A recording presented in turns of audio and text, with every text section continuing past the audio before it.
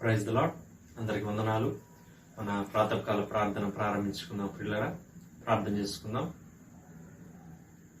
పూజనీయుడా, పరిశుద్ధుడా, మహాగణుడా, మహోన్నతుడా, ధవలవర్ణుడా, రత్నవర్ణుడా యేసయ్య, మీకే స్తుతులు స్తోత్రాలు వందనాలు ఆశించుకుంటున్నాను. ఆయన దేవా, మీరు మమ్మల్ని జ్ఞాపకం చేసుకొని ఇచ్చినటువంటి మరొక శుభదినం కొరకు మీ స్తోత్రాలు వందనాలు ఆశించుకుంటున్నాం. దేవా మరి తండ్రి ప్రభా, మా యొక్క దినాన్ని మీతో మరి తండ్రి గడపట ద్వారా మేము ప్రారంభిస్తూ ఉండగా దేవా మరి తండ్రి నాయన ఇదిగో కృప చూపించమని ప్రార్థన చేస్తున్నాం. మీరు చేసినటువంటి మేలులు ఉపకారములన్నీ జ్ఞాపకం చేసుకుని ఉదయకాలంలో మిమ్మల్ని స్తుతించే సమయాన్ని మా కొరకు దీవించమని ప్రార్థన చేస్తున్నాం. నాయన ఇదిగో ప్రభా, మేము పాడుకునే పాటను మా కొరకు దీవించమని ప్రార్థన చేస్తున్నాం. మా స్తుతుల మీద మీరు ఆశీనులై ఉండమని ప్రార్థన చేస్తున్నాం. మీకు స్తోత్రాలు. యెహోవాను స్తుతించడం మంచిది అని సెలవిచ్చిన గొప్ప దేవా, మీకు స్తోత్రాలు. ఇదిగో ప్రభా, మిమ్మల్ని స్తుతించి కనపరిచే సమయం అంతటిని మా కొరకు దీవించమని ప్రార్థన చేస్తున్నాం. మీకు స్తోత్రాలు నాయన. అలాగూ మరి తండ్రి 91వ కీర్తన మేము చదువుకునే సమయం అంతటిని మా కొరకు దీవించమని ప్రార్థన చేస్తున్నాం. ఇదిగో ప్రభా మరి తండ్రి విశ్వాసంతో నిరీక్షణతో దేవా మరి తండ్రి 91వ కీర్తనలో ఉండేటువంటి వాకులు వాగ్దానాలన్నీ కూడా ప్రభా మేము చదువుకుంటూ ఉండగా మా పక్షంగా మా కుటుంబీకుల పక్షంగా గొప్పగా మీరు నెరవేర్చమని ప్రార్థన చేస్తున్నాం. మీకు స్తోత్రాలు. ఇంతవరకు నెరవేర్చిన విధానం అంతటి కొరకు స్తోత్రాలు ఆయన దేవా. ముందున్న దినాల్లో మరి విశేషంగా ఈ దినం కూడా ప్రభా మీ యొక్క వాగ్దానం మా పక్షంగా మీరు నెరవేర్చి మీ నామానికి మహిమ తెచ్చుకోమని ప్రార్థన చేస్తున్నాం. దేవా, కృప చూపించండి. అలాగే నాయన మరి మీ వాక్యం ద్వారా మీ సేవకుల ద్వారా మీరు మాతో మాట్లాడమని ప్రార్థన చేస్తున్నాం. మీరు మాట్లాడే దేవుడు ఏంటున్నందుకు మీ స్తోత్రాలు. దేవా, కృప చూపించండి. మీ నామానికి మహిమ తెచ్చుకోమని దేవా ఈ కొద్దిపాటి సమయాన్ని మా కొరకు దీవించమని ఈ దినమంతటికి కావలసినటువంటి గొప్ప శక్తి బలము దేవా మరి తండ్రి ప్రభా మీ కృప మెండుగా మీరు మాకు అనుగ్రహించమని యేసయ్య నామములో స్తుతించి ప్రార్థన చేసి అడిగి వేడుకుంటున్నాం పరలోకపు తండ్రి, ఆమేన్. పాట పాడి ప్రభుని స్తుతిద్దాం. కృపాక్షేమము నీ శాశ్వత జీవం అనే పాట పాడుకుందాం.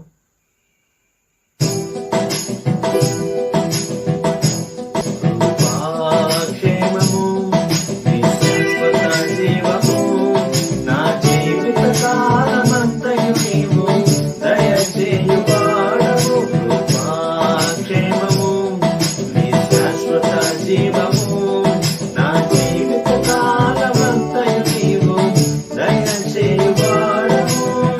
మహోన్నతమైన నీ ఉపకారములు తలచుచు అనుక్షణం పరవశించనా. మహోన్నతమైన నీ ఉపకారములు తలచుచు అనుక్షణం పరవశించనా. నీ కృపలోనే పరవశించనా. నీ కృపలోనే పరవశించనా. కృపాక్షేమము నీ శాశ్వత జీవము నా జీవిత కాలమంతయు నీవు దయచేయువాడవు. కృపాక్షేమము నీ శాశ్వత జీవము నా జీవిత కాలమంతయు నీవు దయచేయువాడవు.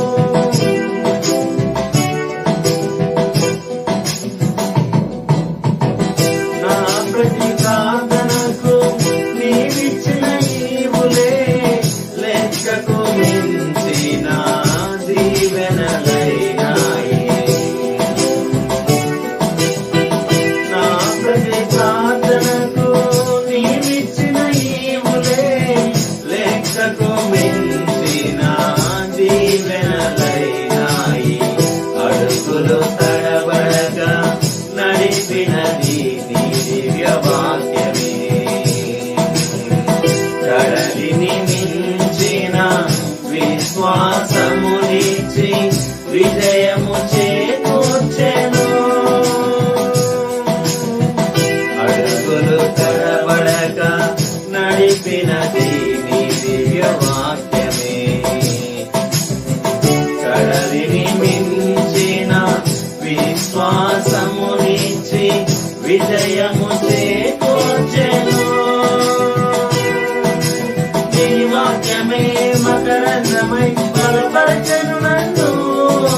నా యేసయ్యా స్తుతి పాత్రుడా, ఆరాధన నీకే.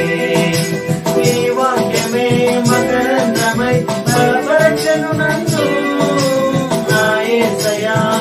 స్తుతిపాత్రుడా ఆరాధన నీకే, ఆరాధన నీకే.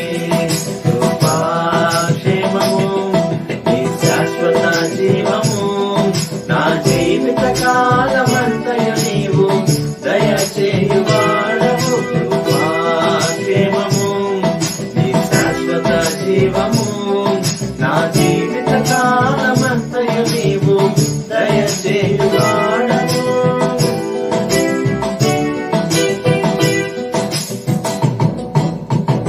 నీ సత్య మార్గములో ఫలించిన అనుభవమే పరిమళింపజేసి సాక్షిగా నిలిపాయి.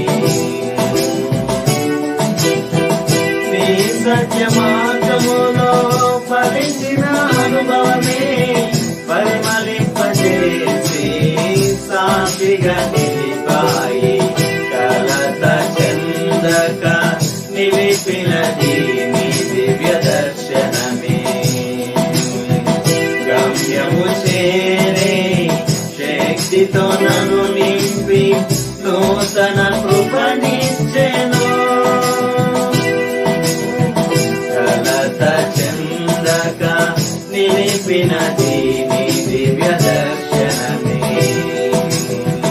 గమ్యము చేరే శక్తితో నన్ను నింపి నూతన కృపనిచ్చెను.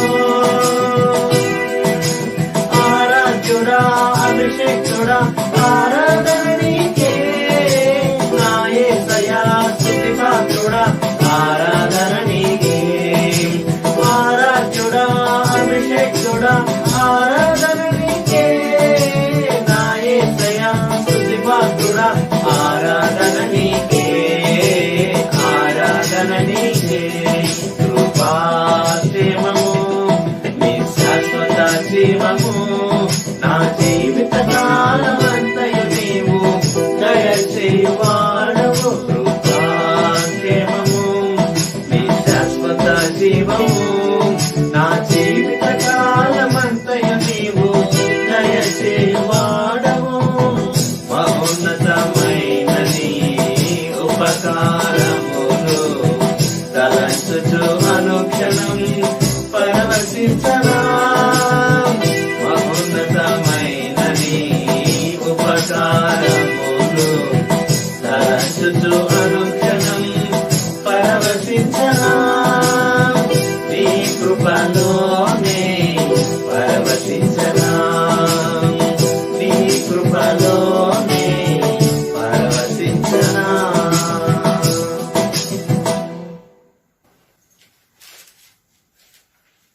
మహోన్నతుని చాటున నివసించువాడే సర్వశక్తి నీడను విశ్రమించువాడు. మహోన్నతుని చాటున నివసించువాడే సర్వశక్తి నీడను విశ్రమించువాడు. ఆయనే నాకు ఆశ్రయము నా కోట, నేను నమ్ముకున్న నా దేవుడని నేను యెహోవాని గురించి చెప్పుచున్నాను. ఆయనే నాకు ఆశ్రయము నా కోట, నేను నమ్ముకున్న నా దేవుడని నేను యెహోవాను గురించి చెప్పుచున్నాను. వేటకాని ఊరిలో నుండి ఆయన నిన్ను విడిపించును, నాశనకరమైన తెగులు రాకుండా నిన్ను రక్షించును. వేటకాని ఊరిలో నుండి ఆయన నేను విడిపించును, నాశనకరమైన తెగులు రాకుండా నేను రక్షించును. ఆయన తన రెక్కలతో నిన్ను కప్పును, ఆయన రెక్కల క్రింద నీకు ఆశ్రయం కలుగును. ఆయన సత్యము కీడమును డాలునై ఉన్నది. ఆయన తన రెక్కలతో నిన్ను కప్పును, ఆయన రెక్కల కింద నీకు ఆశ్రయం కలుగును.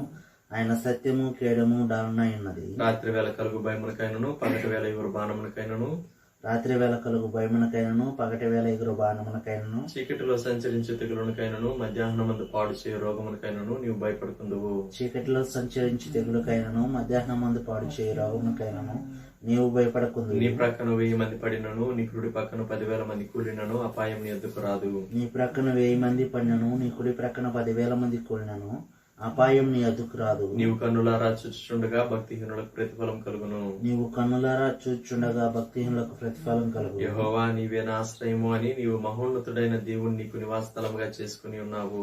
యెహోవా నీవే నా ఆశ్రయము అని నీవు మహోన్నతుడైన దేవుని నీకు నివాసస్థలముగా చేసుకుని ఉన్నావు. నీకు అపాయం ఏమీ రాదు, ఏ తెగులును నీ గుడారము సమీపించదు.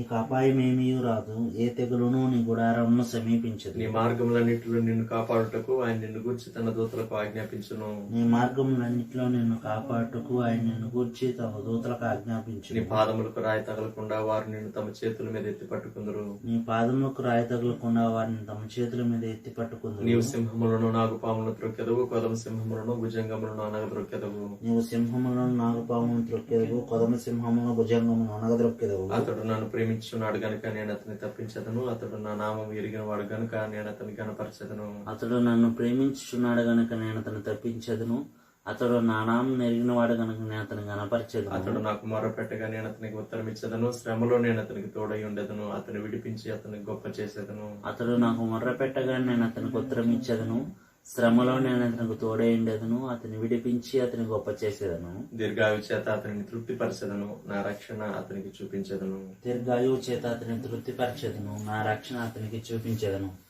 ఆమేన్. ప్రియమైన వారలారా, ఈ ఉదయకాలం యెహెజ్కేలు గ్రంథం 22వ అధ్యాయం 30వ వచనం చదువుకుందాం. Ezekiel chapter 22:30.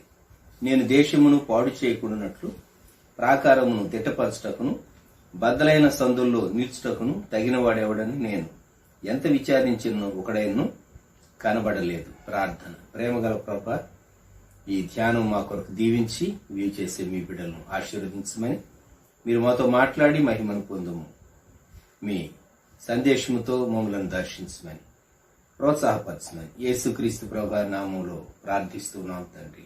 ఆమేన్.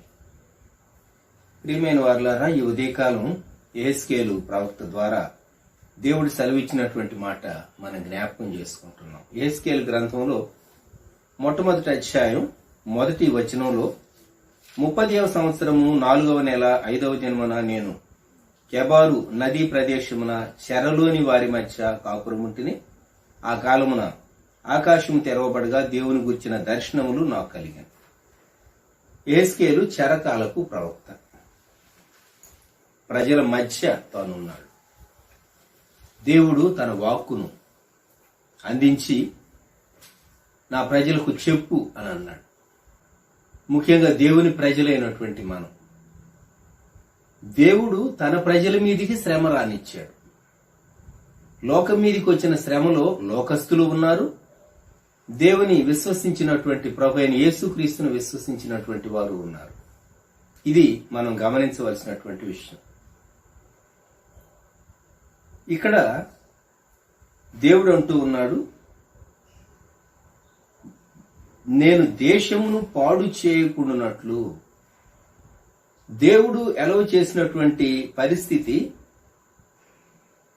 ఆ బానిసత్వము, ఆ శ్రమ వారిని చాలా హీన దశకు తీసుకుని వెళ్ళింది. దేవుడు ఏం కోరుతూ ఉన్నాడంటే, ప్రాకారమును దిట్టపరచుటకును బద్దలైన సందులలో నిల్చుటకును తగినవాడు ఎవడు అని నేను ఎంత విచారించినను అంటూ ఉన్నాడు. దేవుడు మన సమస్యకు ఒక సొల్యూషన్ ఆయన కలిగి ఉంటూ ఉన్నాడు. దేవుని దగ్గర ఒక జవాబు ఉంటూ ఉన్నది. ఆ జవాబు ఏమిటి అంటే, మొట్టమొదటిది ప్రాకారాన్ని దిట్టపరచాలి.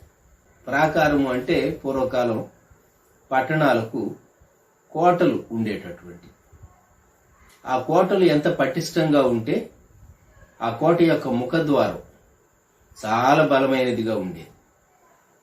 కోట ఎంత బలిష్టంగా ఉంటే శత్రువుకు దుర్భేద్యంగా అభేద్యంగా ఉంటుంది. మన ఆత్మీయ జీవిత ప్రాకారాన్ని మనం దిట్టపరుచుకున్నప్పుడు శత్రువు ప్రవేశించలేడు. రెండవది వాల్, ఫోర్ట్. ప్రాకారం దేన్ని సూచిస్తుందంటే, వెలుపల ఏది ఉండాలి, లోపల ఏది ఉండాలి.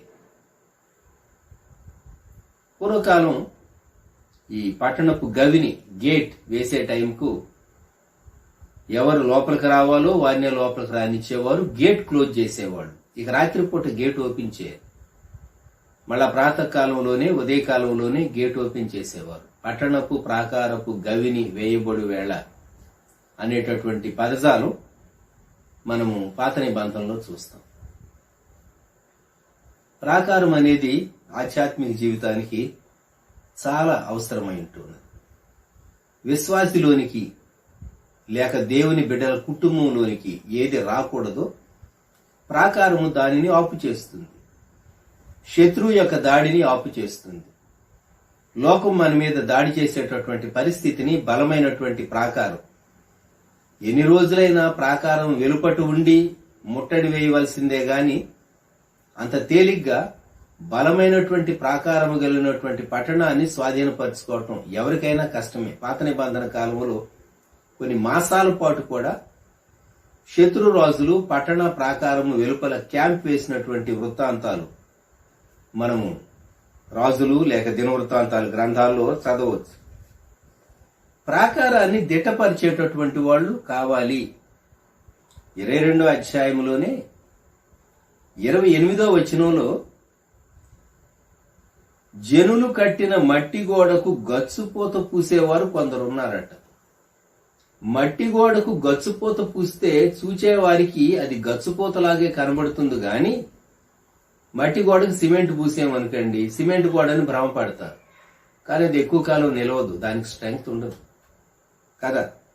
కొంతమంది ప్రవక్తలు ఎలాగున్నారట, 28వ వచనం, దాని ప్రవక్తలు వ్యర్థమైన దర్శనములు కనుచు యెహోవా ఏమీయు సెలవీయనప్పుడు ప్రభువైన యెహోవా ఇలాగు సెలవిచ్చుచున్నాడని చెప్పుచు ఒట్టి సోదెగాండ్రై జనులు కట్టిన మంటి గోడకు గచ్చుపోత పూయవారై ఉన్నారు.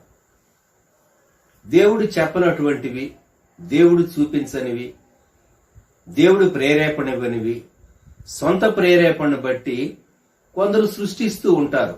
జాగ్రత్త, అబద్ధ ప్రవక్తలు ఉన్నారు.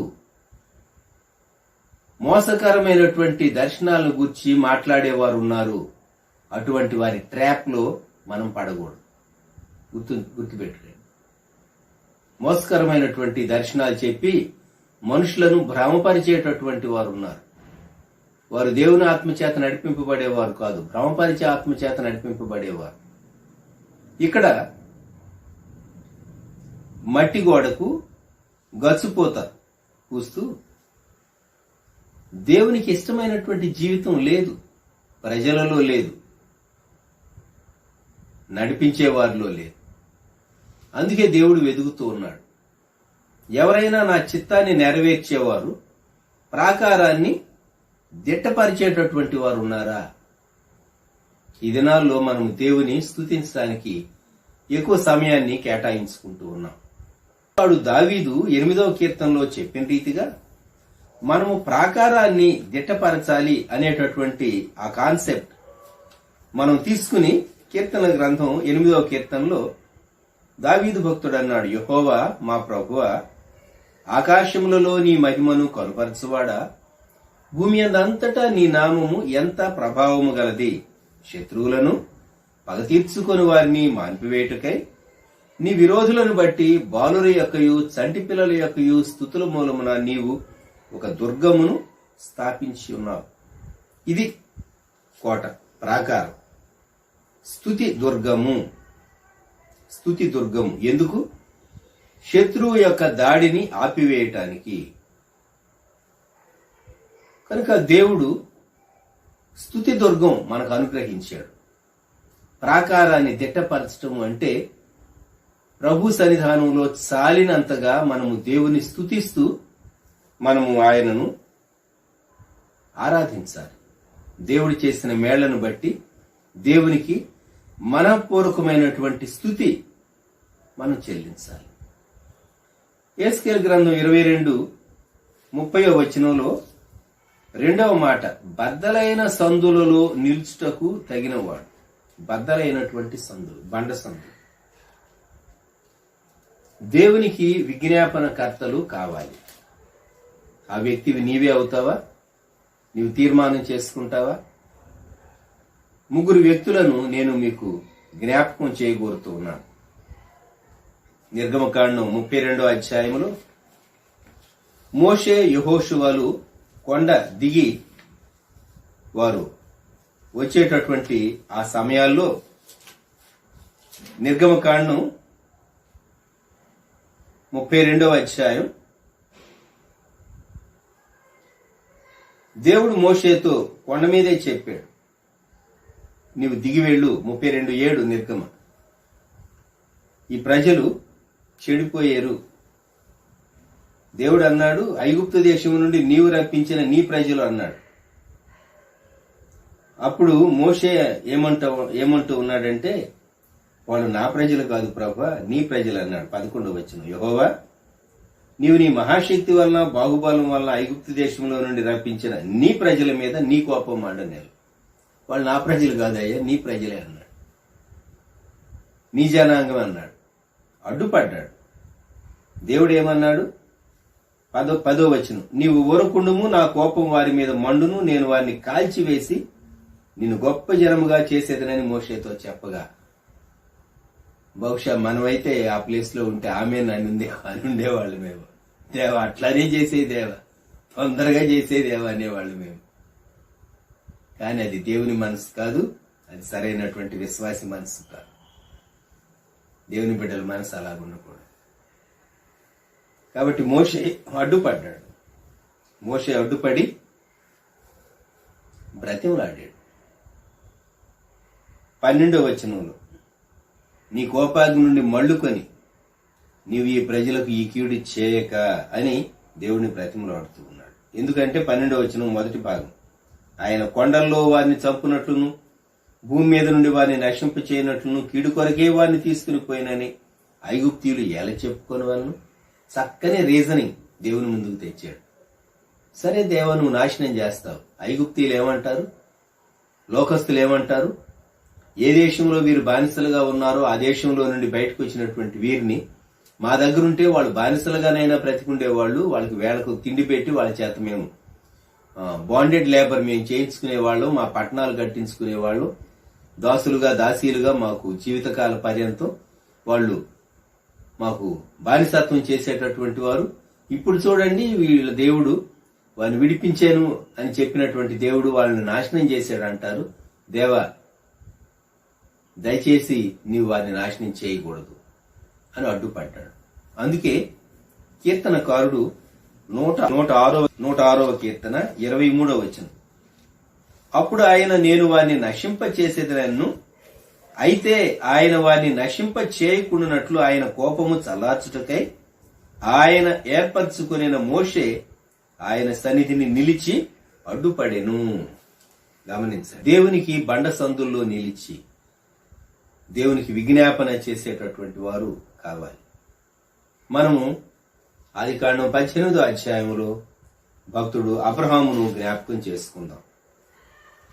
ఆదికాండం 18వ అధ్యాయంలో అబ్రహాము దేవుని సన్నిధిని నిలిచి సొదొమ గొమొర్రాల మీదికి తాను తీర్పు తీర్చడానికి వెళుతూ ఉన్నానని దేవుడు చెప్పిన మాటను బట్టి ఆదికాండం 18:23 దేవునితో మాట్లాడటం మొదలుపెట్టి, అప్పుడు అబ్రహాము సమీపించి ఇట్లను, దుష్టులతో కూడా నీతిమంతులను నాశనము చేయుదువా అని మొదలుపెట్టి దేవునితో మాట్లాడుతూ తగ్గించుకుంటూ చిట్ట చివరకు ఆఖరి వచనంలో 32వ వచనంలో, ప్రభువు కోపపడని ఎడల నేను ఇంకొక మారే మాట్లాడదను, ఒకవేళ అక్కడ 10 మంది కనబడుతురేమో అన్నప్పుడు ఆయన ఆ 10 మందిని బట్టి నాశనము చేయకముందు నన్ను దయచేసి నీ ప్రజలను బట్టి ఆ పట్టణాలను ఆ దేశాలను స్పేర్ చేయవా, కాపాడవా, కృప చూపించవా అని చెప్పి మనము దేవుని సన్నిధానంలో ఎంతైనా ప్రార్థింప బద్ధులంగా ఉంటూ ఉన్నాం. దయచేసి ఈ విషయాలు జ్ఞాపకం పెట్టుకోనండి. అబ్రహాం చాలా ప్రార్థన చేశాడు. చాలా విజ్ఞాపన చేశాడు. ఒకవేళ అబ్రహాం విజ్ఞాపన చేసి ఉండకపోతే లోతు కూడా కుటుంబంతో బయటకు వచ్చేవాడు కాదు. లోతు కూడా నశించిపోయి ఉండేవాడు. చూచారు, మనము ప్రార్థించాలి, దేవుని సన్నిధానంలో విజ్ఞాపన చేయాలి. అలాగే సంఖ్యాకాండంలో అహరోనును గూర్చినటువంటి భాగం మనము జ్ఞాపకం చేసుకుందాం. ఇశ్రాయేలీల యాత్ర జీవితంలో సంఖ్యాకాండ గ్రంథం 16వ అధ్యాయంలో ఇశ్రాయేలీల యొక్క సమాజం వారు సనగటం మొదలుపెట్టారు. ఆ 16వ అధ్యాయ ప్రారంభంలో కోరహు, దాతాను, అబీరాము, ఓను, ఇంకా 250 మంది నాయకత్వానికి మోషేకు వ్యతిరేకంగా లేచారు. వ్యతిరేకంగా లేచినటువంటి వారి మీదకి దేవుని తీర్పు వచ్చింది.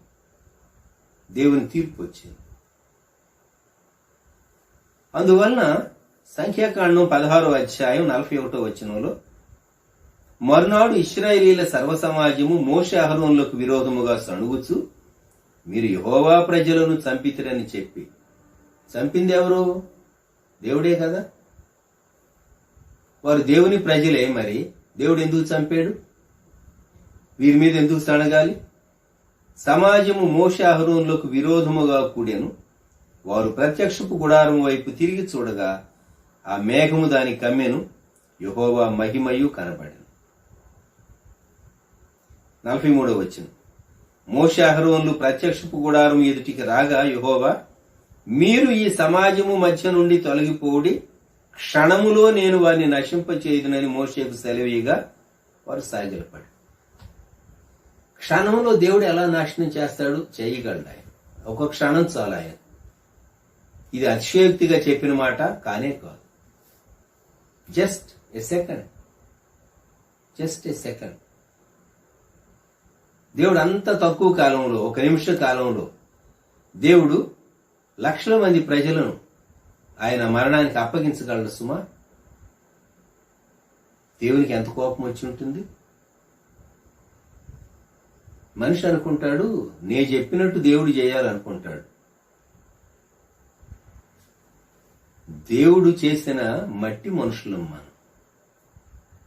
ఏదో కుమారుడు కుమార్తె అని చెప్పేసేసి నీ ప్రార్థన దేవుడు వింటూ ఉన్నాడని నీ వాడిన ఆటల్లా ఆడమంటే దేవుడు నువ్వు చెప్పినట్టు చేస్తాడా? మనం మన హద్దులు దాటిపోతూ ఉంటాం. చాలా మార్లు మనం హద్దులు దాటిపోతూ ఉంటాం. భక్తిలో వచ్చేటటువంటి పరవర్షంలో బహుశా పరాకాష్ట అనుకుంటాను నేను. మేము దేవుని బిడ్డలం కాదా? నేను చెప్పినట్టు దేవుడు ఎందుకు చేయడు? చెయ్యాలి కదా. చెయ్యాలా? అసలు దేవుని చిత్తం నీకు అర్థమైందా? దేవుని ఉద్దేశం నీకు అర్థమైందా? దేవునితో సహవాసం నీకు కుదిరిందా? దేవుని ఆత్మను సమృద్ధిగా కలిగి ఉన్నావా? వాడు సణిగితేనే దేవుడు సహించలేకపోయాడు. నశింప చేసేటంత కోపం దేవునికి వచ్చింది. అయితే వీరు అడ్డుపడ్డారు.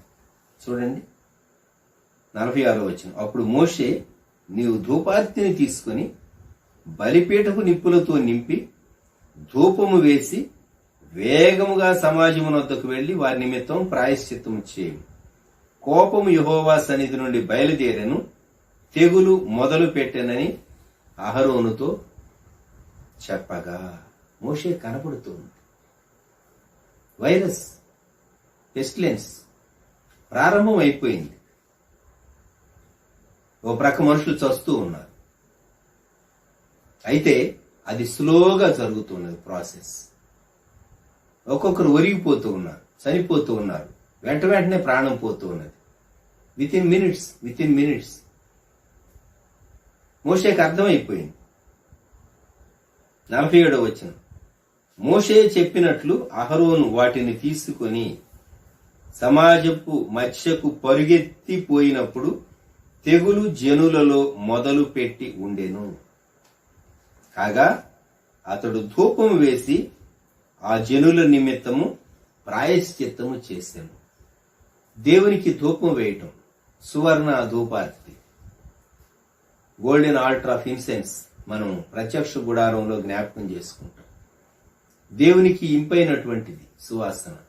దేవుని స్తుతించుట, ఆయన గుణలక్షణములు ఎత్తి మనిషి తనను తాను తగ్గించుకొని ఇక్కడ దేవుని చిత్తానికి, దేవుడు ఏర్పరిచినటువంటి నాయకత్వానికి వ్యతిరేకంగా పిల్లలేమి, పెద్దలేమి, యవనస్తులేమి, పురుషులేమి, స్త్రీలేమి, వృద్ధులేమి అందరూ మాట్లాడటం మొదలుపెట్టారు. అందుకే సర్వ సమాజము మోషే అహరోనులకు విరోధముగా సణుగుచ్చు. అంటే వాళ్ళు చచ్చిపోయిన వాళ్ళు కొంతమంది వీళ్ళ బంధువులు ఉన్నారు. వాళ్ళు కాలిపోయారు.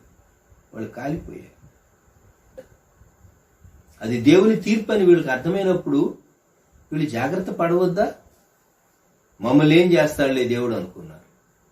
వాళ్లే కదా అని వీళ్ళ మీద సనగటం మొదలు పెట్టారు, మోషే అహరోనుల మీద. జాగ్రత్త సుమా, జాగ్రత్త సుమా. దేవుని స్తుతించనందువలన చాలా తెగులు, కీడు వ్యాపిస్తుంది. అందుకే ధూపం వేయటం మొదలుపెట్టి తెగులు ఎప్పుడైతే ప్రజల్లో ప్రారంభమైందో కాగా అతడు ధూపం వేసి ఆ జనుల నిమిత్తము ప్రాయశ్చిత్తము చేశాను. ఈ దినాల్లో మనం దేవుని స్తుతించడానికి మనం సమయం తీసుకుంటున్నాం. ఇక్కడ అహరోను పరిగెత్తి 48వ వచనం, అతడు చచ్చిన వారికిని బ్రతికి ఉన్న వారికిని మధ్యను నిలువబడగా తెగులు ఆగేను. మనం దేవుని స్తుతించుట, ప్రార్థించుట, మనం దాటి వచ్చినటువంటి ఈ తెగులు సాధారణమైనదిగా ఎంచకండి, సాధారణమైనదిగా ఎంచకండి ప్రియమైనటువంటి వారలారా. అది పూర్తిగా 100% నివారణ అయింది. దాని యొక్క ఆఫ్టర్ ఎఫెక్ట్స్ ఏమీ లేవు. పూర్తిగా దాని యొక్క దుష్పరిణామాలు కూడా సమసిపోయినాయి అని అనుకోకూడదు మనం. అయితే దేవుని కృపను బట్టి ఇంత మటుకు మనం కాపాడబడ్డాం. దేవునికి మనం స్తుతి చెల్లింపబద్ధులంగా ఉంటాం. ఈ దినాల్లో మరి బండ సందుల్లో నిలిచి అక్కడైతే పాత నిబంధనలో యెహెజ్కేలు కాలములో ఆ ప్రశ్న వేయబడింది. ఏమని? బండ సందుల్లో నిలిచేటటువంటి వ్యక్తి 30వ వచనం, నేను దేశమును పాడు చేయకున్నట్లు ప్రాకారమును దిట్టపరచుటకును బద్దలైన సందులలో నిలుచుటకును తగిన వాడెవడని నేను ఎంత విచారించినో ఒకడైనను కనబడలేదు. అయితే ప్రభు అయినటువంటి యేసుక్రీస్తు నిజమైనటువంటి విజ్ఞాపనకర్త. హెబ్రీలకు వ్రాయబడినటువంటి పత్రికలో 7వ అధ్యాయం 25వ వచనంలో ఇలాగూ వ్రాయబడి ఉన్నది, ఈయన తన ద్వారా దేవుని యొద్దకు వచ్చి వారి పక్షమున విజ్ఞాపనము చేయుటకు నిరంతరము జీవించుచున్నాడు గనుక వారిని సంపూర్ణముగా రక్షించుటకు శక్తిమంతుడై ఉన్నాడు. సో గొప్ప విజ్ఞాపనకర్త ప్రభు అయినటువంటి యేసుక్రీస్తు వారు మనకు బలాన్ని, స్థిరత్వాన్ని, భద్రతను ఇచ్చేటటువంటి ప్రభు. ఆయనను మనం స్తుతింపబద్ధులం. నీవు ప్రభు ఎలాగ విజ్ఞాపన చేశాడో మనం కూడాను మన చుట్టూ ఉన్నటువంటి మన కుటుంబాలు, మన బంధువులు, మన స్నేహితులు, మన ప్రాంతం వారు, మన సంఘం వారు, మన రాష్ట్రం కొరకు, మన దేశం కొరకు, ప్రపంచం కొరకు సహా మనం ప్రార్థించాలి. ప్రార్థన చేసుకుందాం. ప్రేమగల మా తండ్రి, పరిశుద్ధ ప్రభువా, మీకు వందనములు, స్తోత్రములు. ఈ ప్రాతకాల సమయంలో ప్రాకారమును దిట్టపరిచే వారంగా అలా బండ సందులలో నిలిచి మేము విజ్ఞాపన చేసేటటువంటి వారంగా మీకు ఇష్టమైనటువంటి కార్యాన్ని చేసి, దావీదు భక్తుడేమి అలాగ పాత నిబంధనలో మరి విశేషంగా అబ్రహాము సొదొమ గొమొర్రాల కొరకు విజ్ఞాపన చేసినట్టు, అలాగే అహరోను తెగులు నివారణ అవటానికి ప్రాయశ్చిత్తం తాను చేసిన రీతిగా మేము కూడా మీ కొరకు మేము బండ సందుల్లో నిలువబడేటటువంటి వారంగా ఉండటానికి మీ కృప దయచేయవలసిందిగా ప్రార్థన చేస్తూ ఉన్నాం. అలాగూ మోషే ఎలాగైతే కొండ దిగిరాక మునుపు ప్రజల కొరకు తాను అడ్డుపడి దేవుని బ్రతిమలాడాడో అలాగూ మేము బ్రతిమలాడటానికి కృప దయచేయవలసిందిగా ప్రార్థన చేస్తూ ఉన్నాం. స్తుతిని, విజ్ఞాపన భారాన్ని మాలో అధికం చేయమని, వీరు చేస్తున్న మీ బిడ్డలందరినీ దీవించమని, ఆశీర్వదించమని మీ కృపకు అప్పగించుకుంటూ స్తుతిస్తూ యేసుక్రీస్తు ప్రభువారి శ్రేష్టమైన నామములో వేడుచూ ఉన్నాము తండ్రి, ఆమేన్. మన ప్రభువైన యేసుక్రీస్తు వారి కృప, దేవుని ప్రేమ, పరిశుద్ధాత్మని అన్యోన్య సహవాసం సదాకాలం మనకు తోడై ఉండును గాక. ఆమేన్.